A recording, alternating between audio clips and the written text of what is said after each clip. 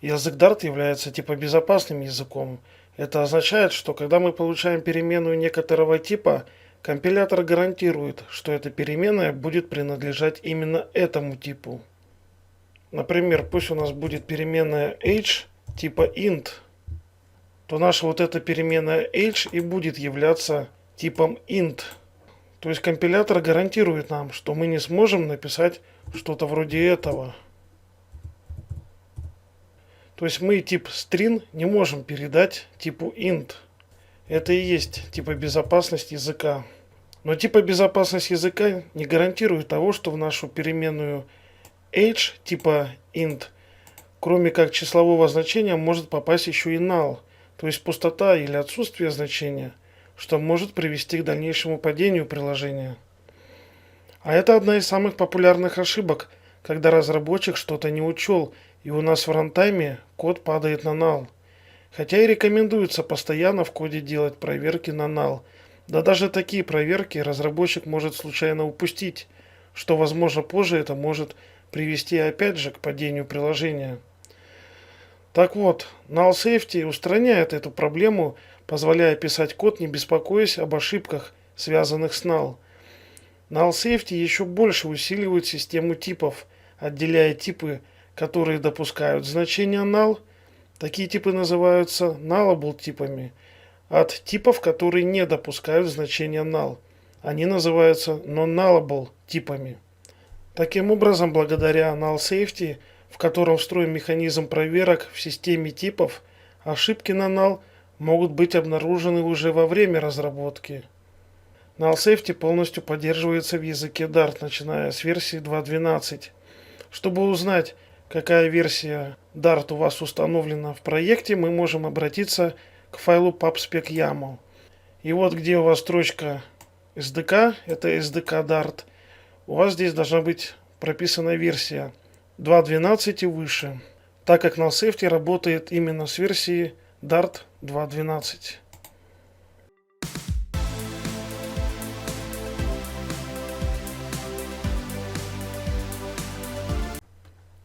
В основе null safety лежат три основные принципа. Первый принцип – это работа с non-nullable типами по умолчанию. До версии языка 2.12 было так, что все неинициализированные переменные имели значение null. Теперь при работе с механизмом null safety все стало наоборот. Все неинициализированные переменные теперь должны быть проинициализированы конкретными значениями в зависимости от своего типа. То есть теперь все переменные по умолчанию имеют non-nullable тип. Это нужно помнить. К примеру, давайте зададим еще одну переменную string name. И теперь давайте обратимся к переменной name и попробуем ее вывести в консоль. И как видите, переменная подчеркнулась красной линией, что говорит нам об ошибке. Ошибка звучит как the non-nullable local variable name must be assigned before it can be used. Это означает, что нам нужно non-nullable переменной name присвоить какое-либо значение до того, как она будет использоваться. Давайте укажем какое-нибудь значение, к примеру, mark. Если мы запустим код, то, как видите, мы с вами получили значение mark. То есть ошибок теперь нет. Также и с числовым значением. Попробуем к нему обратиться и вывести в консоль. И получаем снова ошибку о том, что ее сначала нужно проинициализировать числовым значением. Но что если мы хотим, чтобы наша переменная age все-таки могла когда-то принять null, а когда-то числовое значение? Для примера. Тогда нам нужно сделать следующее. После типа поставить знак вопроса. И тогда наша переменная становится nullable типом. То есть она теперь может принимать либо null, либо число. И если снова запустим наше приложение, то в консоли появится mark и null. Потому что по умолчанию в переменной age теперь находится null. Помечая тип знаком вопроса, мы как бы сомневаемся, будет ли эта переменная содержать значение, а может и не будет. Также вы могли заметить, что нам компилятор предлагает для переменной name использовать тип не string, а тип var. Давайте поменяем string на var. И снова запустим нашу программу. Мы получили у этой переменной также значение mark. Но теперь давайте уберем это значение. И снова запустим наше приложение. И как видите, компилятор выдал null. Хотя мы не указали у этого типа знак вопроса. Dart понял, что эта переменная может принимать как некоторое значение, так и null. В данном случае принимает тип dynamic. То есть мы также можем объявлять переменные типом var, не указывая знак вопроса. Это все, что касается первого принципа при работе с null safety. Напомню, который говорит нам о том, что при работе с null safety все переменные по умолчанию имеют non-nullable тип. Второй принцип звучит как fully sound. Кто-то переведет это как полная надежность. Я остановлюсь на переводе абсолютная непротиворечивость. Как только вы перейдете на использование null safety, Dart станет абсолютно непротиворечивым, о чем говорит термин sound. В итоге вы получите все преимущества механизма sound null safety. Итак, какие преимущества мы получаем при использовании sound null safety? Очевидное преимущество кроется в термине sound. Что же это такое? А это значит, что Dart на 100% гарантирует нам, что переменные, имеющие non-nullable тип, не могут быть null. То есть фактически исключаются все возможные падения на null. Иными словами, когда Dart анализирует код и определяет переменную как non-nullable, эта переменная всегда будет non-nullable. И еще одно главное преимущество – это оптимизация. Благодаря тому, что компилятор знает, когда у нас тип nullable или non-nullable, можно исключить огромное количество проверок, которые теперь просто не нужны. Таким образом, ahead of time компилятор может производить более краткий и быстрый нативный код, что сказывается на производительности и на размере приложения. И последний принцип – это поэтапная миграция на null safety. Null safety – это фундаментальное изменение системы типов.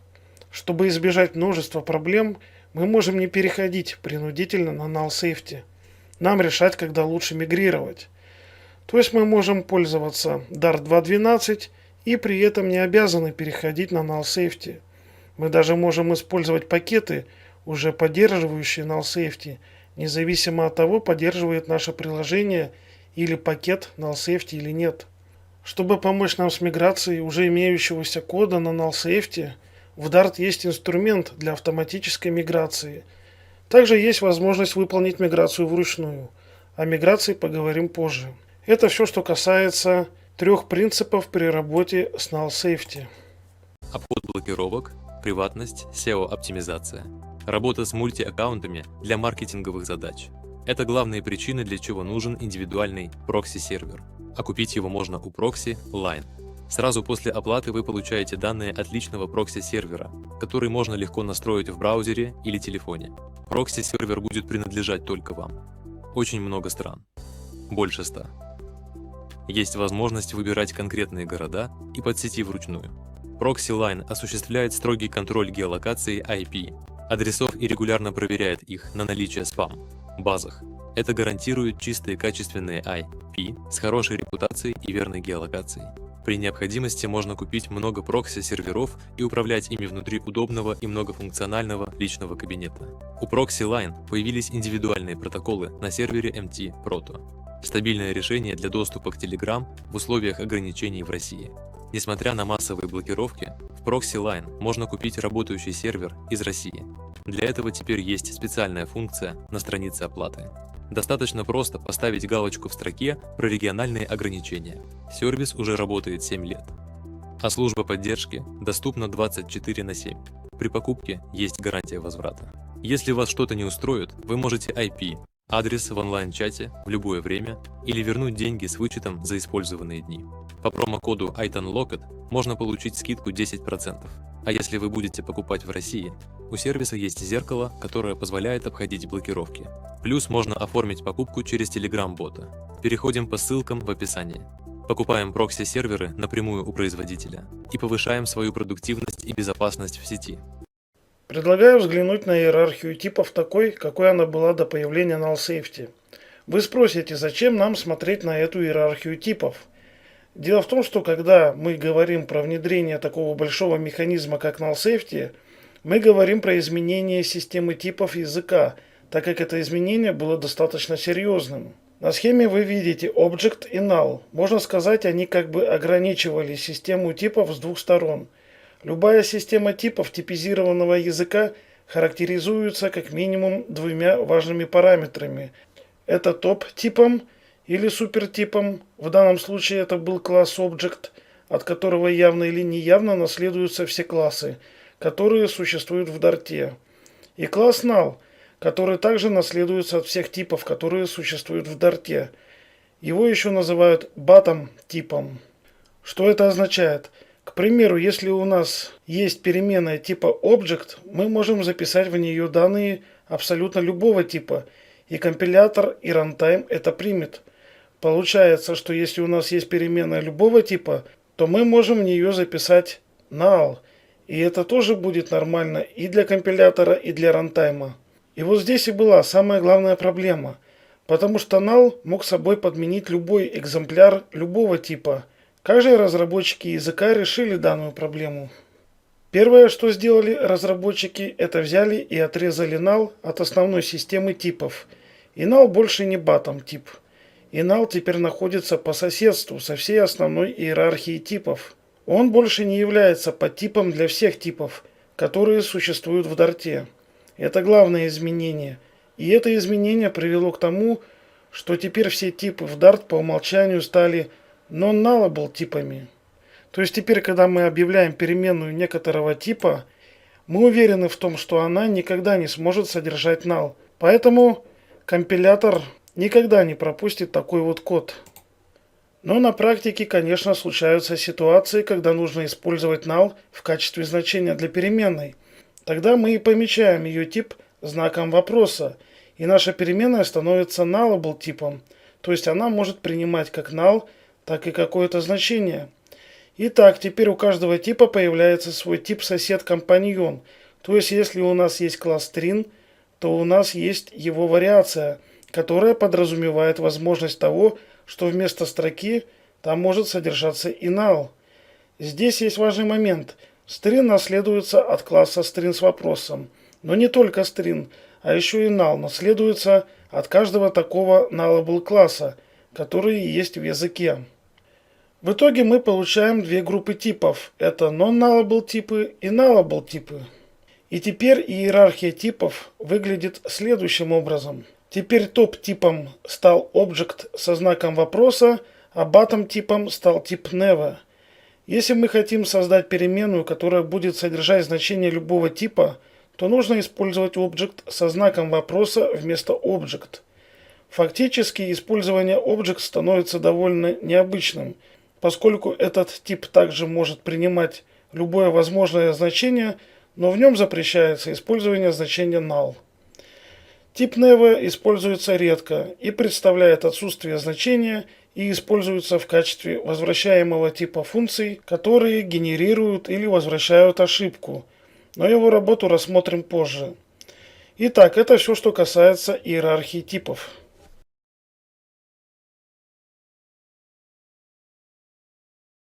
Итак, теперь мы знаем, что система типов в языке Dart делится на две группы типов. Это non-nullable и nullable типы. И здесь есть небольшая проблема. Обращаться к nullable объектам небезопасно. Поэтому объекты этого типа мы обязаны обрабатывать на значение null. Предлагаю рассмотреть обработку nullable на примере простого метода, который будет возвращать нам какое-нибудь число. Итак, давайте метод я назову как SumValue, который будет принимать в себя nullable переменную value. И возвращать мы будем value.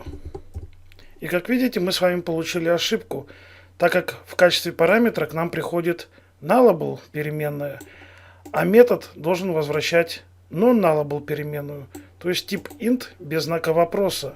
Поэтому мы можем параметр value проверить на наличие null, используя конструкцию if.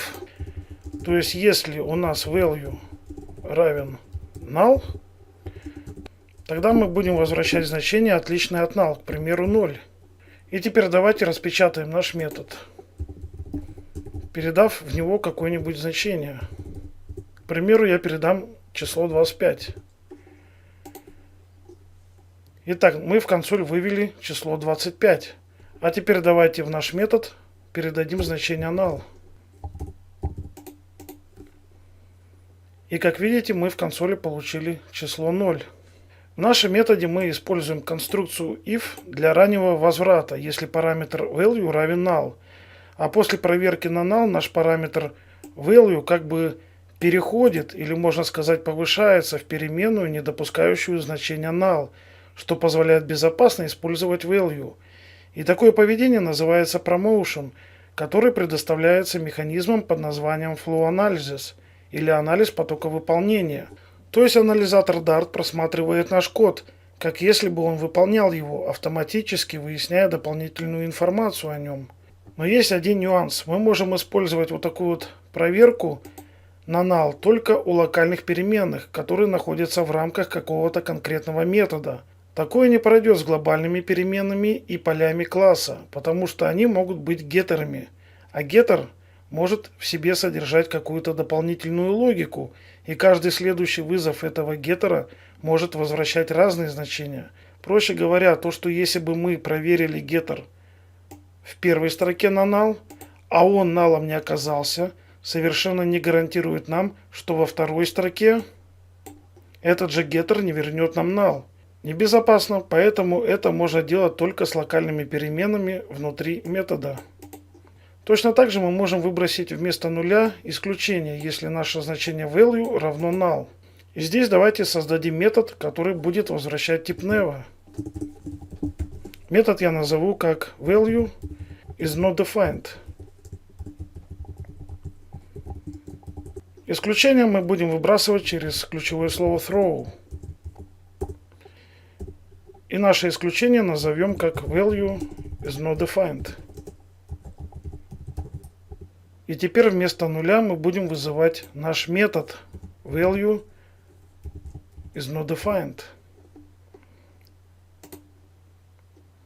И как видите, наш метод сгенерировал исключение, которое называется value is not defined.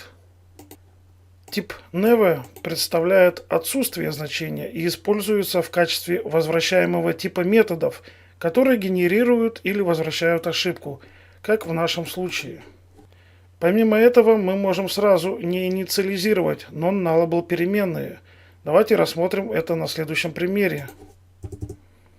Давайте создадим non-nullable переменную, к примеру, назовем ее x, и не будем ее инициализировать. И сразу обратимся к ней. И, конечно же, мы получили ошибку. И теперь давайте сделаем следующую проверку. Если какое-нибудь число будет положительным, то будем возвращать единицу, а иначе -1. То есть, если у нас, к примеру, число 25 будет больше нуля, то нашей переменной мы будем присваивать значение 1. А иначе нашей переменной x мы будем присваивать -1. И как видите, ошибка ушла, так как переменной x всегда присваивается какое-то значение, то есть в нее не попадает null. Давайте запустим нашу программу, и мы получили единицу. Теперь, если мы закомментируем какой-нибудь из этих присваиваний, давайте, к примеру, x равен -1, то мы получаем ошибку, так как Dart теперь не может гарантировать, что x будет иметь значение. Давайте вернем это присваивание. Так вот, такое поведение называется Definite Assignment, который также предоставляется анализатором потока выполнения. Таким образом, Dart может быть уверен, что переменная x не равна null, так как мы всегда присваиваем ей какое-либо значение. Конструкция if – это старая добрая проверка на null. Мы еще ее можем заменить тернерной операцией.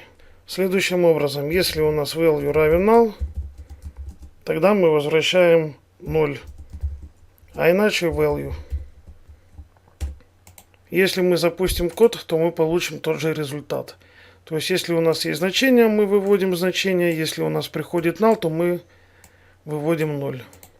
И как вы можете заметить, здесь нам компилятор предлагает вместо тернерной операции использовать if null оператор, который представляет из себя два знака вопроса. Это один из так называемых null-aware операторов, который предоставляет дар для удобной работы со значением null. Давайте запустим снова этот код. Итак, как работает оператор if null? В первом случае мы вывели значение 25, во втором случае 0. То есть, если у нас есть значение, то он его и выводит. А если у нас приходит значение null, то он выводит то значение, которое вы задали справа от двух знаков вопроса. Это сокращенная запись конструкции if. Теперь давайте рассмотрим следующий наловый оператор. К примеру, у нас есть следующий код.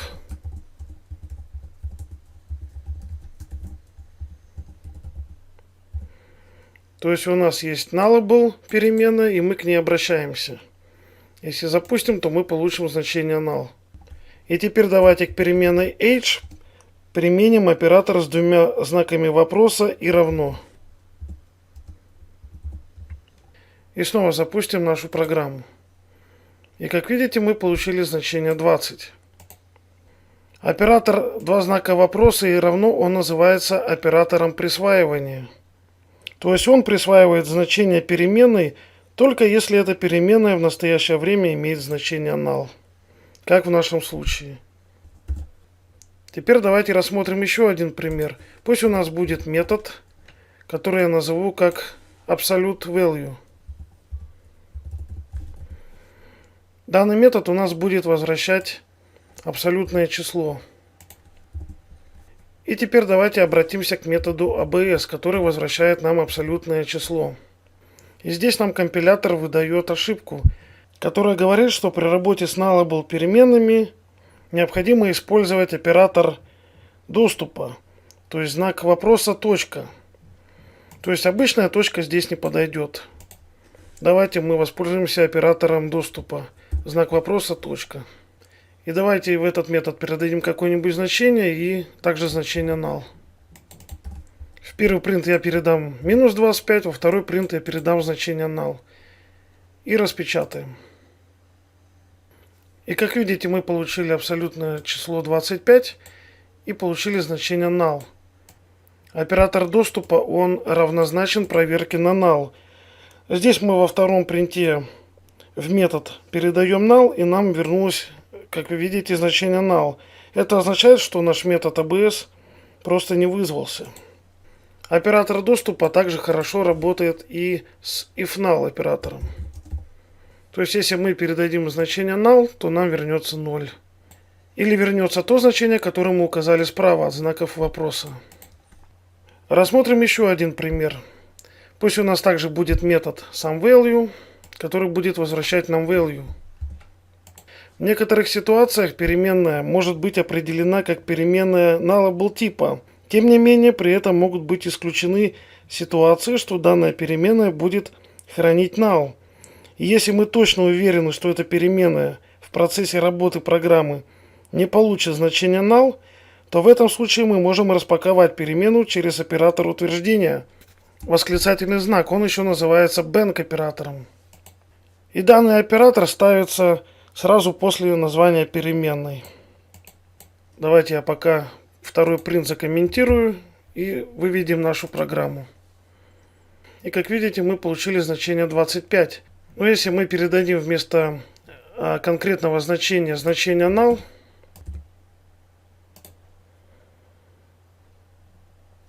и как видите, наш метод SomeValue сгенерировал исключение, так как он не ожидает увидеть значение null. С оператором утверждения нужно быть очень осторожным, так как если у вас нет уверенности в том, что переменная будет 100% содержать значение, то не нужно использовать такой оператор. Лучше использовать другие проверки. Ну и давайте здесь мы еще рассмотрим последний оператор. Это оператор преобразования типов S. К примеру, пусть у нас будет nullable переменная, которую я назову как value. И пусть она будет содержать некоторое значение. И теперь, если нам нужно преобразовать nullable переменную в non-nullable переменную, то можем воспользоваться оператором преобразования s. Ну и давайте нашу nullable переменную value преобразуем, к примеру, в non-nullable переменную, которую я назову otherValue. И теперь мы обращаемся к value, и через оператор s мы приводим ее к типу int. И давайте распечатаем переменную otherValue. И мы должны получить 10.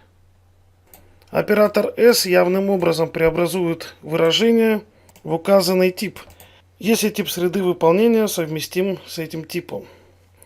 Документация Dart рекомендует в методах при использовании параметра с nullable типом обрабатывать такие параметры на значение null внутри методов любым из указанных nullable операторов, которые мы с вами рассмотрели.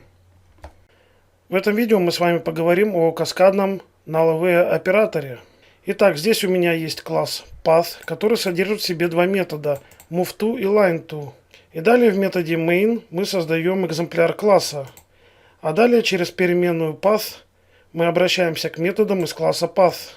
И чтобы все это дело переделать в каскадный оператор, нужно убрать переменную path и заменить ее на две точки. Следующим образом.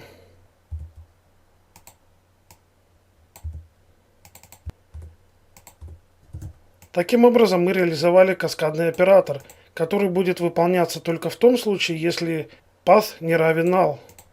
Если же мы эту переменную path сделаем nullable типом, то есть если она у нас будет принимать null значение, то такой каскадный оператор уже не сработает. Поэтому для обработки значения null Dart предоставляет каскадный null-aware оператор, который обозначается знаком вопроса и две точки. Его мы должны поставить первым перед вот этой всей последовательностью. И теперь мы можем у переменной path обрабатывать null значение. Итак, модификатор late. Он был добавлен в Dart, начиная с версии 2.12, то есть вместе с null safety, и он используется в нескольких случаях. Рассмотрим случай, когда нам нужно проинициализировать какое-либо свойство класса позже. Итак, давайте создадим класс, который я назову как пицца.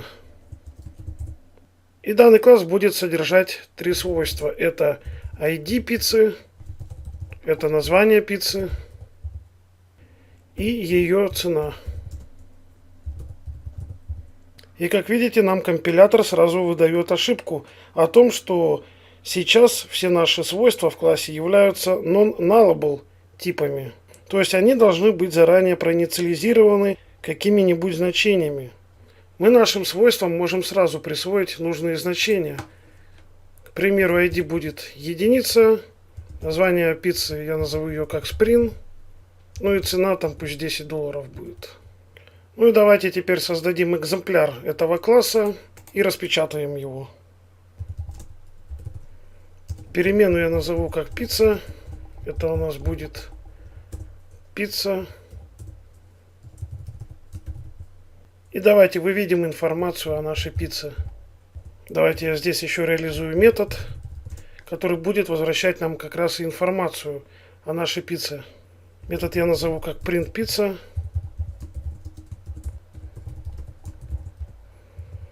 Так, первый принт у нас будет выдавать, что у нас пицца готовится. Cooking pizza. И когда наша пицца приготовилась, то будем возвращать информацию о ней. Итак, у нас будет, к примеру, пицца с каким-то ID. Далее пойдет название пиццы и ее цена. Ну и теперь давайте через переменную пицца обратимся к методу printPizza. И как видите, мы получили наши значения. Также мы можем проинициализировать эти значения через список инициализации у конструктора. Следующим образом. Давайте я здесь значение уберу. Создадим конструктор. И наши свойства можно проинициализировать в инициализаторе конструктора в виде списка. То есть ID у нас будет равен 1. Name Sprint Price 10. Давайте запустим. И мы снова получили наши значения. Также мы можем проинициализировать свойства через конструктор, в параметры которого передадим все наши свойства через ключевое слово this. Давайте я это уберу. И здесь используем ключевое слово this и обращаемся к нашим свойствам.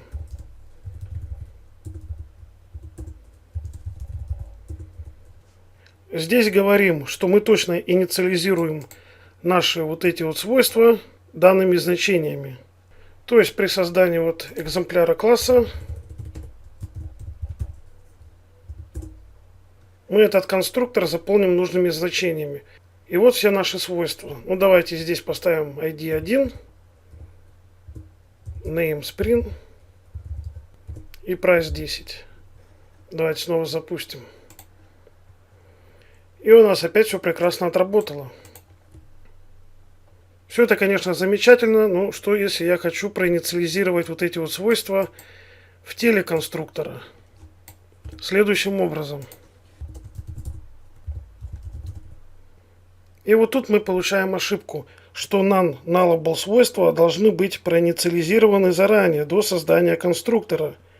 И как вы видите, помимо ошибки нам еще выдают подсказку, что можно сделать. И в ней говорится, что мы можем воспользоваться новым модификатором late. Ну и давайте воспользуемся модификатором late. Пропишем его у наших свойств.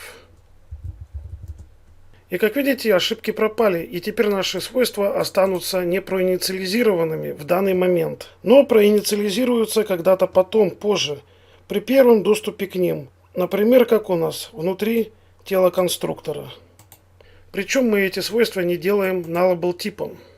Давайте я здесь уберу все это и запустим нашу программу. И как видите, мы снова получили значение.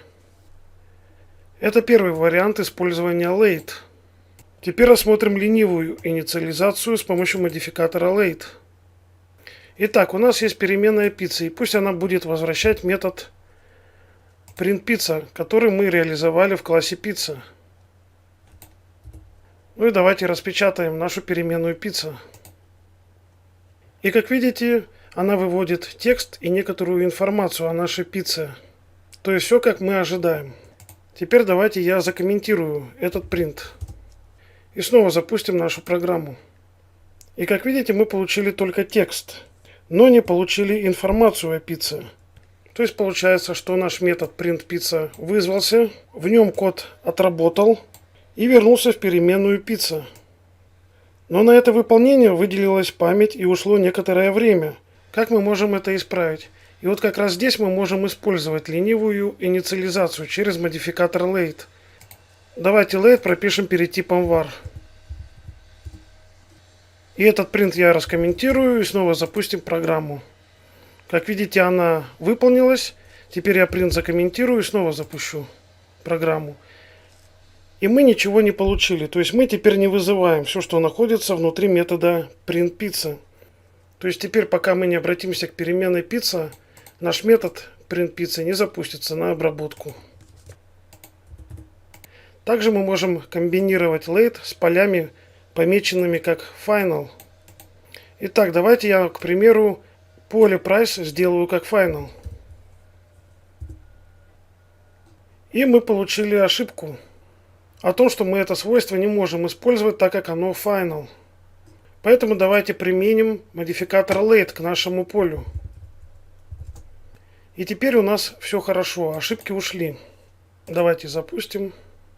В отличие от обычных final полей, поля final с модификатором late не нужно инициализировать, к примеру, в параметрах или в списке инициализации конструктора. Вы можете назначить его позже, во время выполнения программы.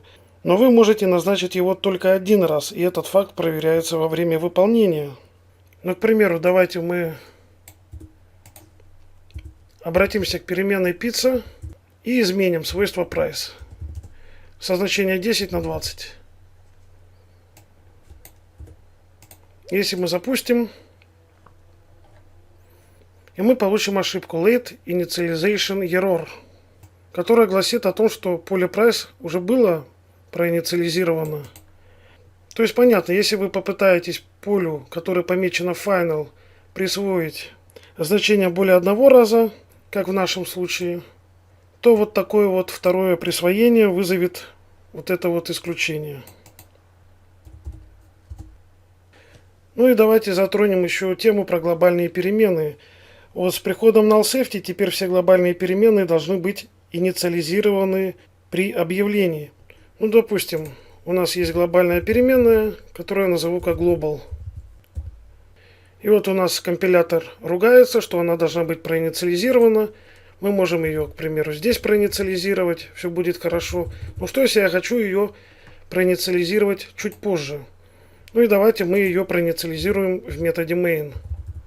Обращаемся к ней, ну и установлю значение 1. И распечатаю ее. И компилятор все равно выдает ошибку о том, что она является у нас не инициализированной. Поэтому мы данную проблему можем исправить с помощью модификатора late.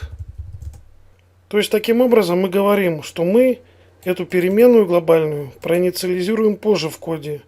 И вот когда-то позже наступает здесь. И если мы запустим, то у нас все прекрасно отработает. Это все, что касается модификатора late.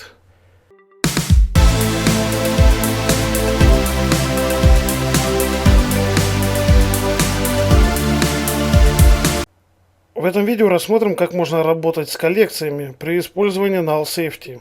И начнем с рассмотрения лист, то есть списка. Поэтому давайте я создам nullable список, который будет содержать только строковые элементы. И давайте список я назову как nullable values.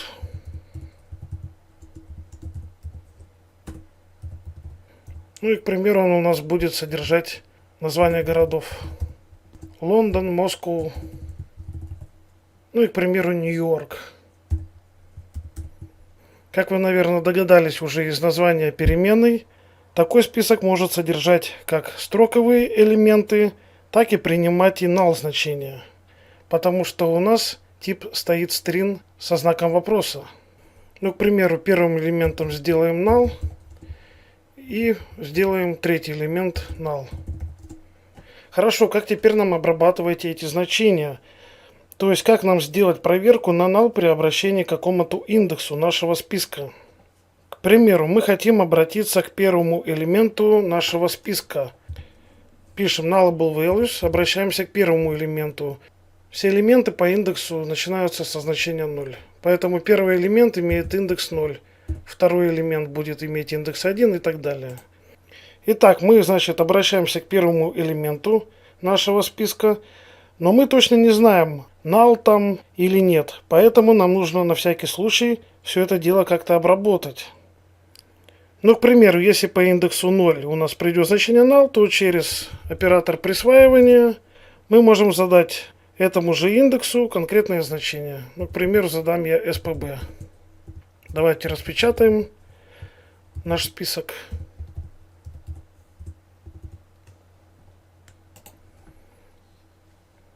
И как видите, мы обратились к первому элементу, по индексу пришло значение null, и мы сразу этому значению присвоили наше значение SPB.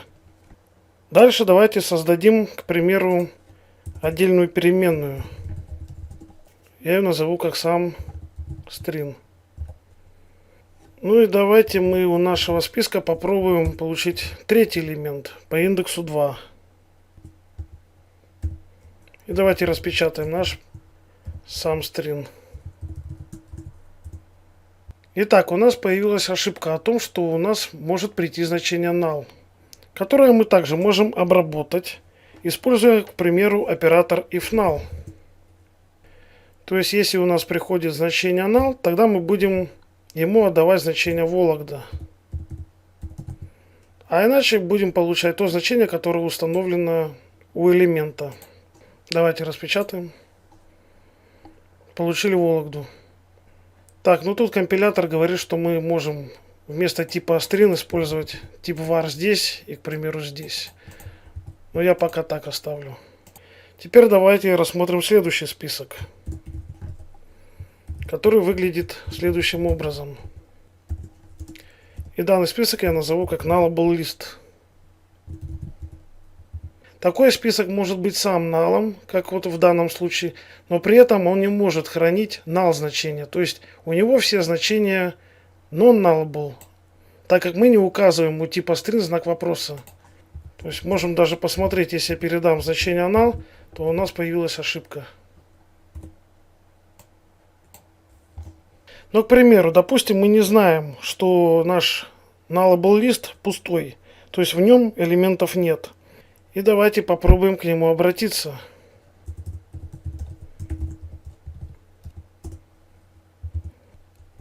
Итак, здесь я обращаюсь к первому элементу по индексу 0.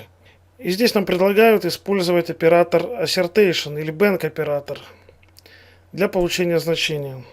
Итак, я его использую, чтобы получить значение, так как мы точно знаем, что там не null.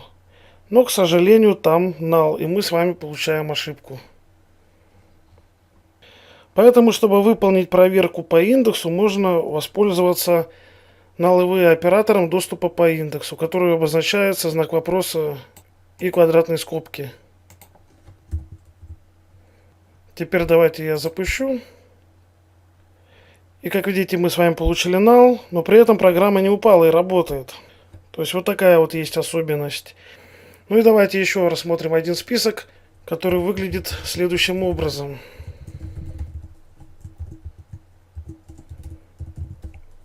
И список я назову как nullable list and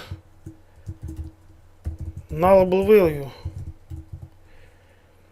И такой список может быть сам null, либо может принимать элементы, допускающие значение null.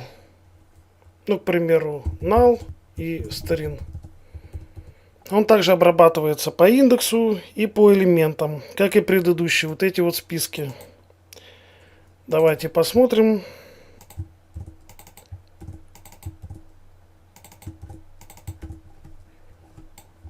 Единственное, здесь не надо использовать оператор доступа по индексу, так как он у нас nullable.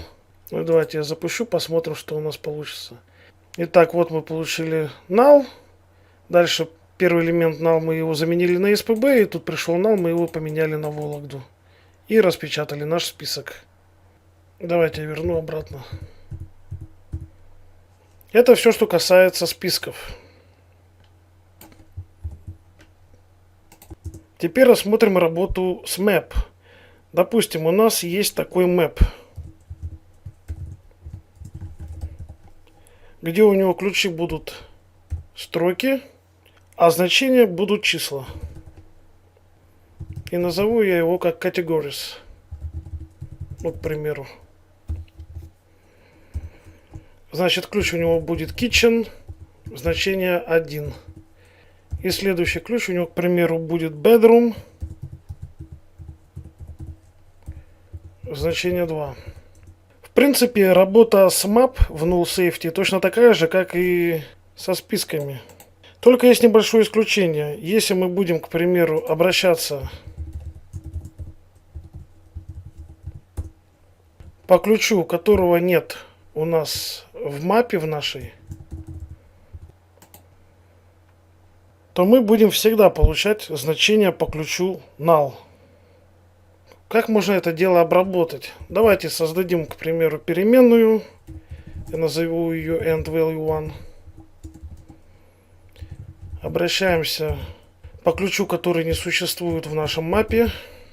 И дальше я здесь могу использовать оператор ifNull и проверять ключ на null. Если у нас null, то значение устанавливаем в 3.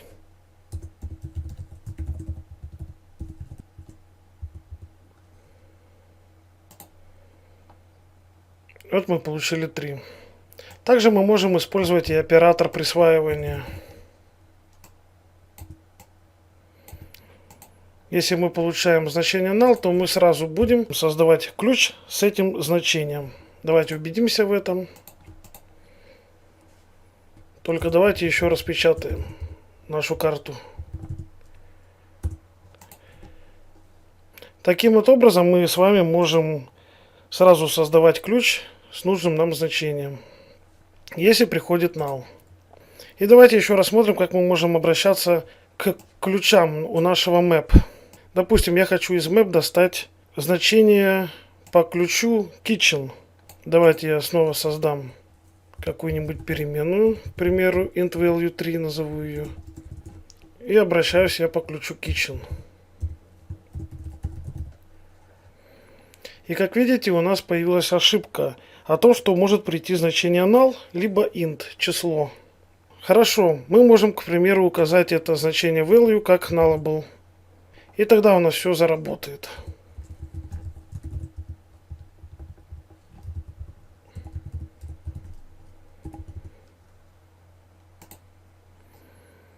Вот мы получили число 1.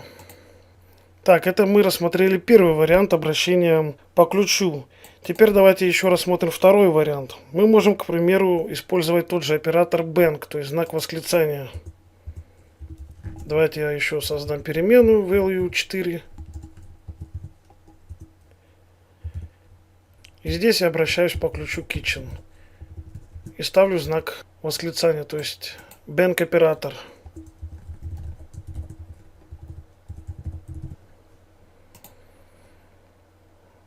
И вот мы снова получили единицу.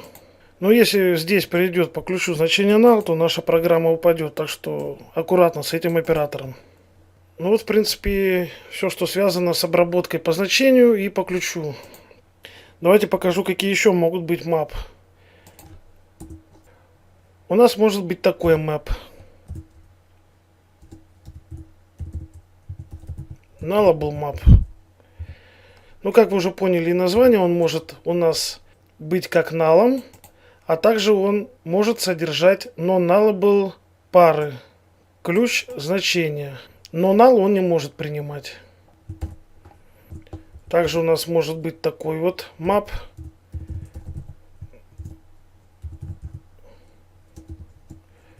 Я назову его как nullable values, к примеру. То есть ключ у нас есть какой-то. Ну и значение он принимает null. То есть данный map не может быть null, но он может принимать значение null. Ну и последний map выглядит следующим образом. То есть он может у нас быть как null, так и принимать null значение. И вот работа с такими словарями точно такая же, как и со списками, которые мы рассмотрели ниже. Итак, у меня есть простой класс пицца, в котором реализовано 3 final поля. Это ID, название пиццы и цена пиццы. Также реализован конструктор, который принимает эти свойства. И также есть метод printPizza, который выводит значение этих свойств в консоль. Сейчас все наши свойства в классе являются non-nullable типами, то есть они точно должны иметь какое-нибудь значение. Как видите, здесь нет никаких ошибок, потому что мы в классе реализовали конструктор pizza. И в него передаем все наши свойства через ключевое слово this. Таким образом, мы как бы говорим, что мы точно проинициализируем наши свойства значениями, которые мы предоставим при создании экземпляра класса. И вот в методе main при создании экземпляра класса мы этот конструктор и заполняем нужными нам значениями. Если мы запустим, то увидите, что у нас программа выполнилась успешно. Как вы знаете, Dart поддерживает обязательные параметры, которыми представлен наш конструктор pizza. Такие параметры могут быть как non-nullable и nullable типами, а также Dart поддерживает необязательные параметры, которые обозначаются в квадратных скобках, так и именованные необязательные параметры, которые обозначаются в фигурных скобках. С приходом nullSafety в Dart появился еще один тип параметров. Это именованные обязательные параметры, которые могут допускать значение null. Итак, предлагаю рассмотреть, как будут себя вести non-nullable и nullable типы, когда мы в конструктор будем передавать необязательные параметры. Сейчас все наши свойства имеют non-nullable тип. И предлагаю свойство, к примеру, price сделать необязательным.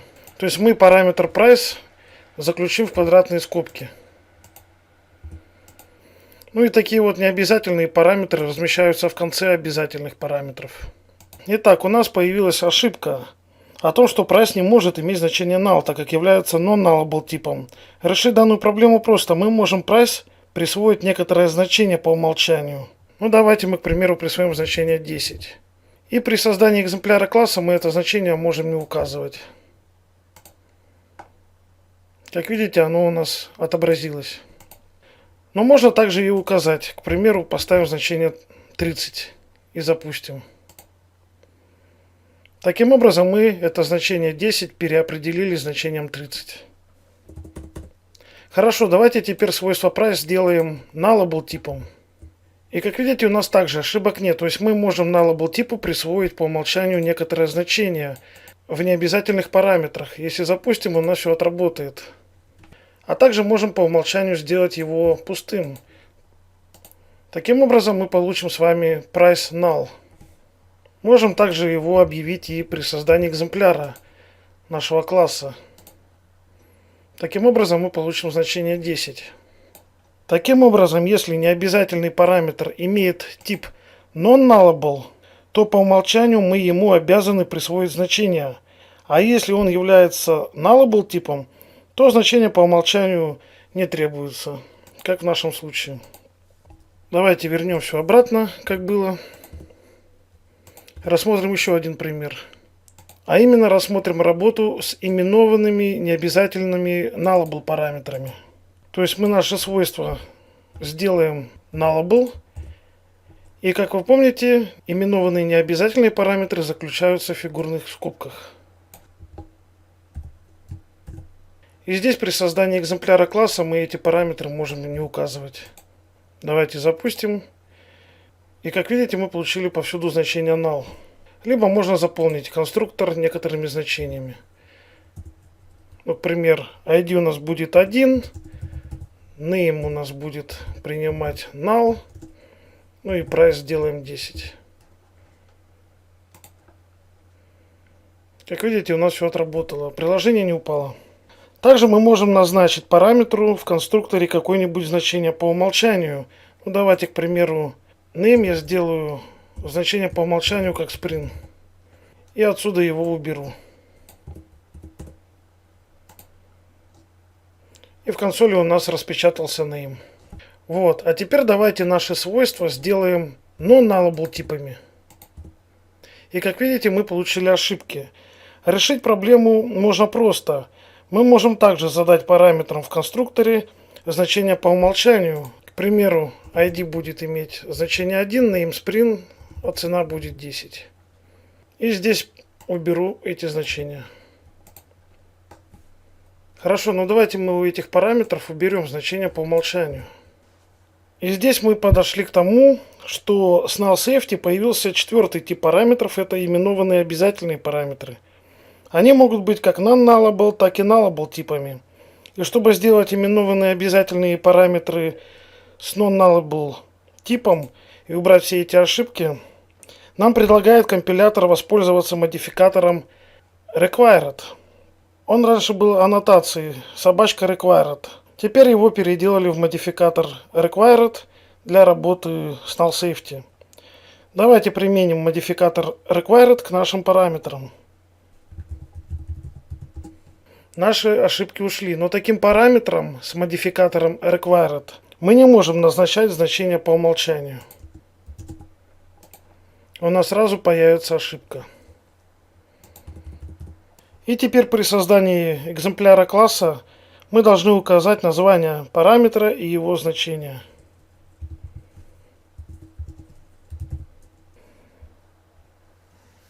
Если запустим, то наш код выполнится. Хорошо, если мы хотим, чтобы наши параметры были именованными, обязательными и допускали значение null. То есть сделаем все наши свойства nullable. Таким образом, наши параметры в конструкторе стали именованными, обязательными, допускающие значение null. Ну, давайте я в имя передам значение null и запустим. Значит, какой вывод можно сделать? При использовании non-nullable и nullable типов при работе с именованными обязательными параметрами мы используем модификатор required. При работе с именованными необязательными параметрами и с типами non-nullable и nullable мы задаем им значения по умолчанию. Теперь давайте рассмотрим, как использовать модификатор late в именованных обязательных и необязательных параметрах. Так, давайте я сделаю, к примеру, у класса pizza свойство id non-nullable, name non-nullable, price у нас будет nullable. Так, поле thisID сделаем именованным необязательным. Это у нас будет поле именованным обязательным. А это у нас будет также именованным необязательным. И, к примеру, давайте свойство ID, которое у нас сейчас является non-nullable типом, применим к нему модификатор late. И как вы видите, здесь у нас выскочила ошибка о том, что это свойство нужно сделать как минимум required, то есть обязательным. Но здесь мы это делать не будем. Помните, что late говорит, что мы должны инициализировать это свойство когда-то позже. Поэтому проинициализируем его в списке инициализаторов. И из параметров конструктора мы его должны убрать, раз мы его инициализируем уже в другом месте. Я его просто закомментирую. И давайте поменяем наш конструктор при создании экземпляра класса. Оставим только обязательный параметр name.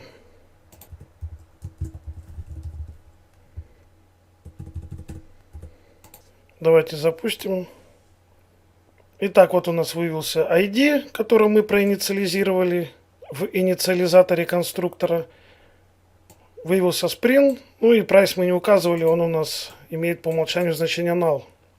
Теперь рассмотрим следующее. Вот мы обозначили наше свойство модификатором late, но, к примеру, забыли его где-то проинициализировать. И теперь, если я запущу, то мы с вами получили ошибку late initialization error. То есть мы должны свойство, помеченное как late, где-то проинициализировать.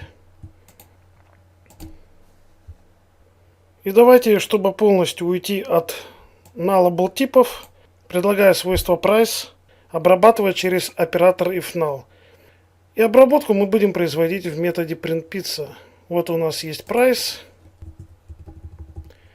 Если у нас price будет иметь значение null, тогда мы будем отображать, что у нас нет цены, no price.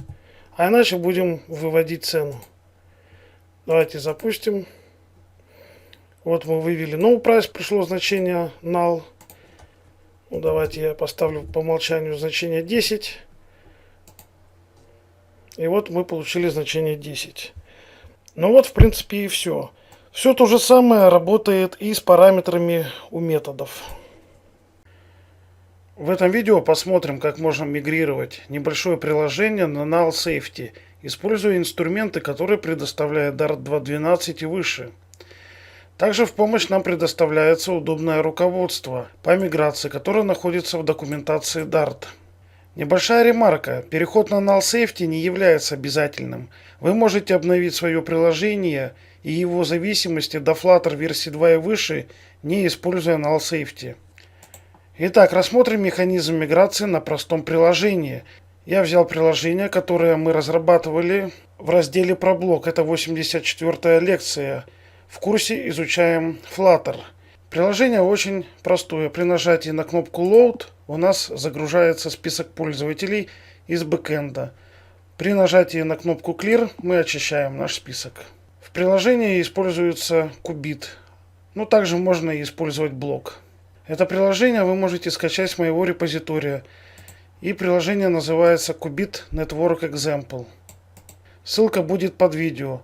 А если не хотите скачивать, то можете просто посмотреть, как будет происходить процесс миграции.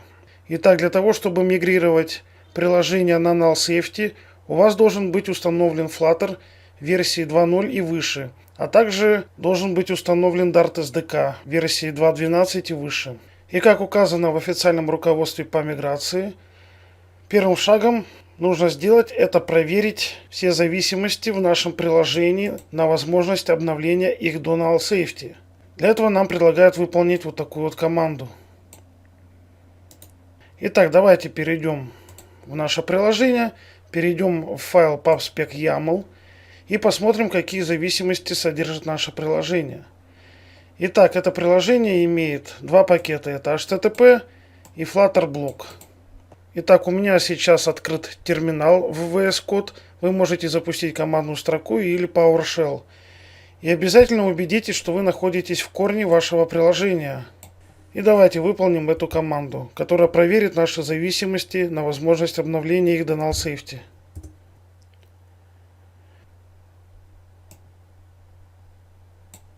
Итак, после ее выполнения журнал нам показывает, что все зависимости можно обновить, о чем свидетельствует вот эта вот галочка в колонке Latest.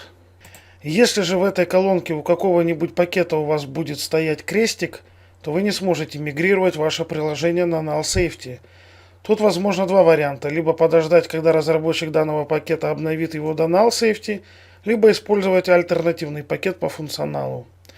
Но в нашем случае все пакеты поддерживают null safety. Можем и проверить самостоятельно, что, к примеру, пакет Flutter Block действительно поддерживает null safety. Для этого давайте перейдем на сайт pub.dev и найдем пакет Flutter Block. И как видите, он действительно поддерживает работу с null safety, о чем говорит вот эта вот надпись. Хорошо, с этим разобрались. Ну и теперь нам нужно обновить все наши вот эти вот зависимости до последних версий. Давайте перейдем снова в руководство по миграции. И для того, чтобы обновить зависимости до последней версии, нам предлагают использовать команду dart pub upgrade null safety. Давайте выполним ее.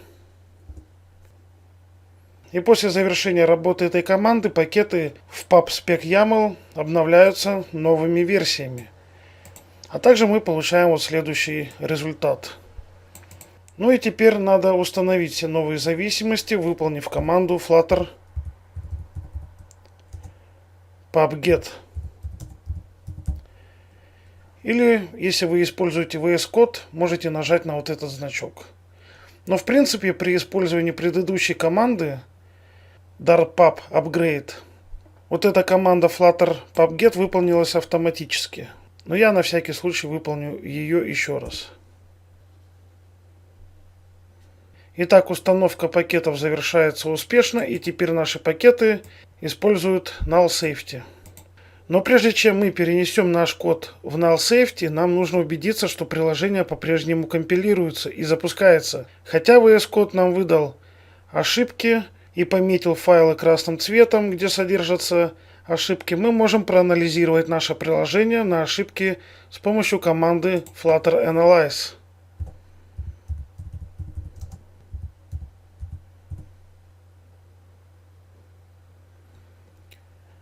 Для чего это делать? Мы ведь хотим, чтобы наше приложение работало, поэтому мы должны исправить вот эти вот ошибки, прежде чем двигаться дальше.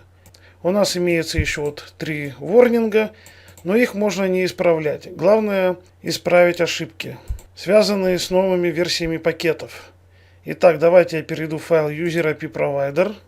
Итак, в новой версии HTTP здесь URL уже не типа string, а типа URI. Поэтому мы должны вернуть URI.parse. Так, первую ошибку исправили. И давайте исправим вторую ошибку. Когда мы используем user-кубит, здесь уже блока нету, здесь используется метод read. И давайте я снова запущу Flutter Analyze и проверим, что у нас точно ошибок нету в проекте. Итак, ошибки мы все исправили, и у нас осталось 2 ворнинга. Эти 2 ворнинга связаны с этой кнопкой, с этим виджетом. Что Rise Button уже устарел, используйте Elevated Button. И теперь, когда мы исправили все ошибки, мы можем перейти ко второму шагу.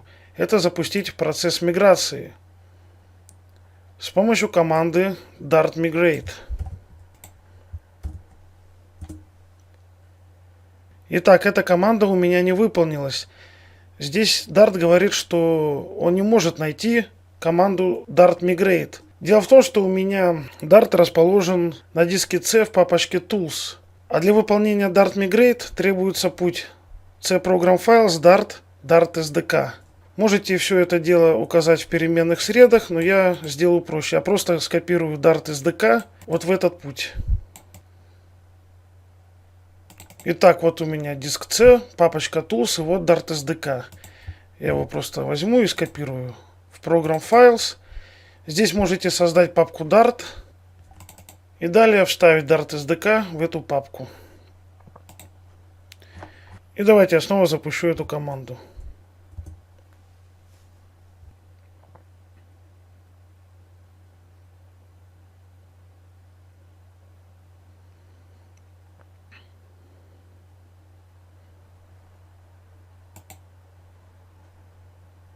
Итак, после успешного выполнения этой команды в консоли у нас отображается URL-адрес, который мы можем открыть в браузере.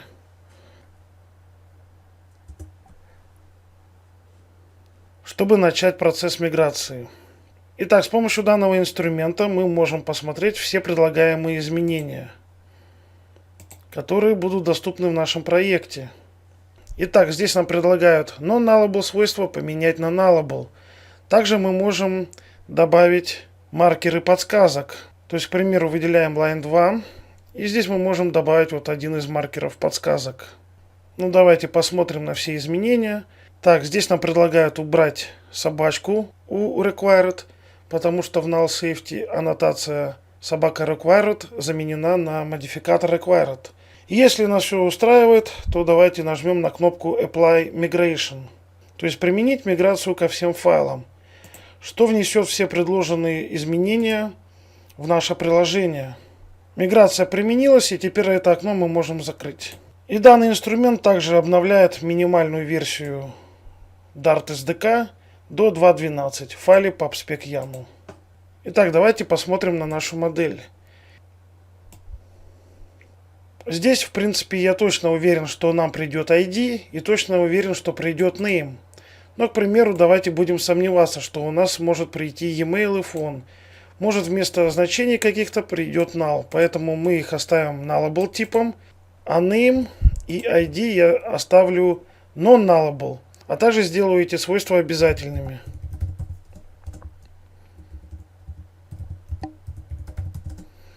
Таким образом, я сделал два этих свойства именованными обязательными, а эти два свойства именованные необязательные.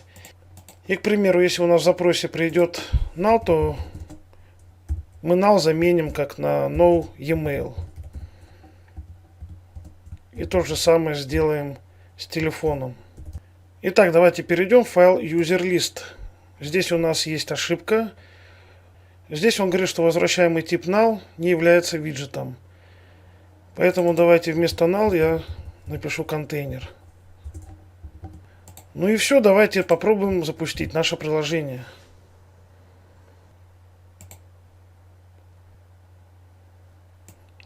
Итак, мы получили пользователей и их очистили. То есть наше приложение работает. Итак, таким образом мы с вами произвели миграцию нашего приложения на null safety. Теоретически все это звучит хорошо, но для больших приложений, у которых много зависимостей, процесс миграции может быть длительным. А также вы можете обнаружить некоторые интересные подводные камни, которые вы можете решить, обратившись в раздел FAQ, то есть часто задаваемых вопросов. А также посмотреть видео, где команда Flutter подробно объясняет, как решить разного рода проблемы при миграции. Все ссылки будут под видео.